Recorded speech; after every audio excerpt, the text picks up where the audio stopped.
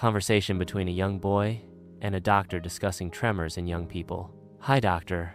I've noticed that my hands shake sometimes, especially when I try to hold something like a spoon or write quickly. Is that normal? Hi there. Thanks for sharing that with me. Some hand shakiness can be normal, especially if you're nervous, tired, or have had a lot of caffeine. But let's talk more about what you've noticed. When does the shaking usually happen?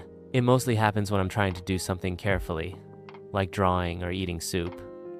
It doesn't really happen when I'm just resting. I see. That sounds like what we call an action tremor, which means it shows up when your muscles are active, like when you're reaching or holding something. That's different from a resting tremor, which happens when the muscles are relaxed. So, is it serious?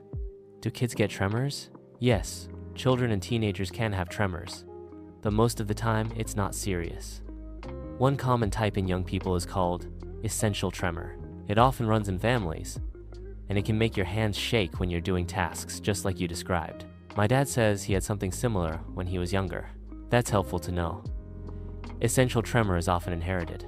It doesn't usually cause other problems, but if it gets in the way of school or activities, there are treatments we can try like physical therapy, lifestyle changes, or even medication in some cases. Will it go away on its own? It might stay the same, or change a bit as you grow. Sometimes it gets better, and sometimes it stays mild throughout life.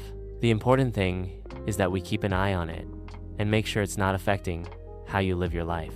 Okay, that makes me feel better.